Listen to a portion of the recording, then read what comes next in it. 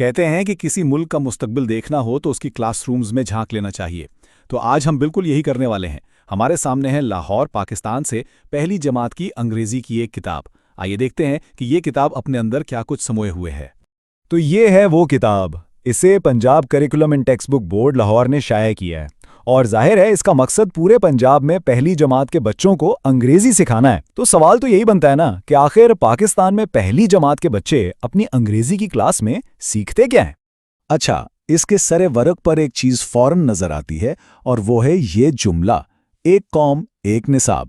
یہ دراصل single national curriculum نامی ایک بڑے قومی منصوبے کا حصہ ہے جس کا مقصد پورے ملک میں تعلیم کو ایک جیسا بنانا ہے، اور سچ پوچھیں تو یہی وہ جملہ ہے جو اس پوری کتاب کو سمجھنے کی بنیاد رکھتا ہے۔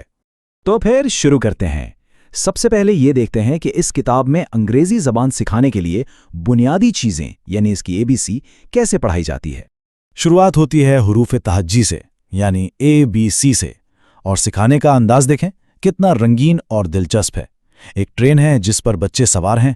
اس طرح کی تصویروں سے صاف ظاہر ہے کہ کوشش یہی ہے کہ سیکھنے کا عمل بچوں کے لیے بوجھ نہ بنے بلکہ ایک کھیل کی طرح ہو۔ صرف حروف کی پہچان ہی نہیں بلکہ ان کی آوازوں پر بھی زور دیا گیا ہے، یعنی فونیٹکس۔ اب جیسے یہاں دیکھیں، برک اور کلاک جیسے الفاظ ہیں۔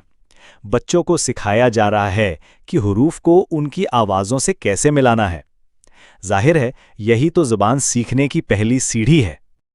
اچھا، یہ جو طریقہ ہم نے پچھلی سلائیڈ پر دیکھا، اسے زبان کی اصطلاح میں کانسوننٹ بلینڈ کہتے ہیں۔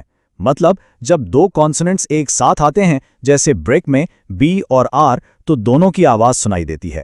یہ فونیٹکس سکھانے کا ایک بہت اہم اصول ہے۔ آوازوں کے بعد باری آتی ہے الفاظ کی۔ یہاں نصاب کا زور ایک بنیادی ذخیرہ الفاظ بنانے پر ہے، اور دلچسپ بات یہ ہے کہ اس میں جسم کے حصے جیسے موضوعات بھی شامل ہیں۔ اس سے زبان صرف کتاب تک نہیں رہتی بلکہ روزمرہ کی زندگی سے جڑ جاتی ہے۔ اور یہ بہت اہم ہے، یہ جسم کے حصے والے سبق کے ساتھ استاد کے لیے ایک نوٹ ہے۔ اس میں صرف یہ نہیں بتایا گیا کہ الفاظ کیسے سکھانے ہیں، بلکہ یہ بھی کہا گیا ہے کہ بچوں کو شکر گزاری اور ذاتی صفائی کے بارے میں بھی بتائیں۔ یعنی بات صرف انگریزی سکھانے کی نہیں ہے بلکہ ساتھ ساتھ اچھی اقدار سکھانے کی بھی ہے۔ تو اب جب زبان کی بنیادیں بن گئیں تو اگلا قدم کیا ہے؟ کہانیاں۔ آئیے دیکھتے ہیں کہ یہ کتاب الفاظ اور آوازوں کو جوڑ کر ایسی کہانیاں کیسے سناتی ہے جن میں کوئی نہ کوئی اخلاقی سبق بھی چھپا ہوتا ہے۔ اور یہ کہانی تو سب نے سنی ہوگی، خرگوش اور کچھوے کی۔ اس طرح کی کلاسیکی کہانیوں کا مقصد صرف پڑھنے کی مشق کروانا نہیں ہوتا بلکہ یہ اخلاقی تعلیم دینے کا بھی ایک ذریعہ ہے۔ یہاں کہانی کا وہ حصہ ہے جہاں سارا کھیل پلٹ جاتا ہے۔ بیچارہ خرگوش فنش لائن تک پہنچنے کے لیے بھاگا لیکن بہت دیر ہو چکی تھی۔ اس کی ساری تیزی اس کے غرور کی وجہ سے بیکار گئی، اور بس یہیں سے کہانی کا اصل سبق سامنے آتا ہے۔ ایک بار پھر استاد کے لیے جو نوٹس دیے گئے ہیں وہ اس کہانی کے مقصد کو بالکل صاف کر دیتے ہیں۔ صرف صحیح تلفظ سکھانا ہی کافی نہیں بلکہ بچوں کو یہ بھی سکھانا ہے کہ کسی کو خود سے کم نہ سمجھیں۔ تو یہاں بھی زبان اور اخلاق ساتھ ساتھ چل رہی ہیں۔ اچھا، زبان اور کہانیوں سے ہٹ کر اس کتاب کی تصویریں بھی بہت کچھ بتاتی ہیں۔ آئیے ان تصویروں میں جھانک کر دیکھتے ہیں کہ ان میں خاندان اور روزمرہ کی زندگی کی کیسی جھلکیاں نظر آتی ہیں۔ یہاں دو الگ الگ تصویریں ہیں اور دونوں ہی خاندان کے بارے میں ہیں۔ ایک طرف سالگرہ کی خوشی منائی جا رہی ہے تو دوسری طرف ایک عام سا دن ہے جہاں سب اپنے لیونگ روم میں اکٹھے بیٹھے ہیں۔ یعنی خاص موقعوں سے لے کر روزمرہ کی زندگی تک خاندان کا تصور ہر جگہ موجود ہے۔ ذرا اس لانگ روم والی تصویر کو غور سے دیکھیں۔ اس میں ایک ہی وقت میں روایت اور جدیدیت دونوں نظر آ رہے ہیں۔ دادی اماں صوفے پر اون بن رہی ہیں جو ایک روایتی منظر ہے، وہیں والد صاحب ریموٹ استعمال کر رہے ہیں اور والدہ فون پر بات کر رہی ہیں۔ ٹی وی پر خبریں بھی چل رہی ہیں۔ یہ ایک ہی چھت کے نیچے مختلف نسلوں کے اکٹھے رہنے کی کتنی خوبصورت تصویر ہے۔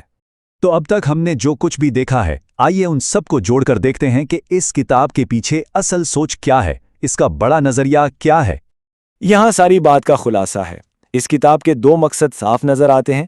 ایک طرف تو انگریزی سکھائی جا رہی ہے، فونیٹکس، الفاظ پڑھنا، اور دوسری طرف بالکل اسی کے ساتھ ساتھ کچھ اقدار بھی سکھائی جا رہی ہیں، جیسے عاجزی، ذاتی صفائی اور خاندان کا اکٹھا رہنا۔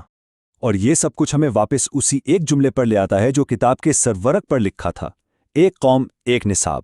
اب یہ بات سمجھ میں آتی ہے کہ فونیٹکس سے لے کر کہانیوں تک اور خاندانی تصویروں سے لے کر اخلاقی اسباق تک ہر چیز کا مقصد صرف زبان سکھانا نہیں بلکہ ایک مشترکہ قومی سوچ اور اقدار کی بنیاد رکھنا بھی ہے۔ تو آخر میں ایک سوال سب کے لیے، کسی بھی قوم کا کتنا مستقبل اس کی پہلی جماعت کی درسی کتابوں میں لکھا ہوتا ہے؟ کیونکہ یہی وہ کتابیں ہیں جو آنے والی نسل کی سوچ کی پہلی اینٹ رکھتی ہیں۔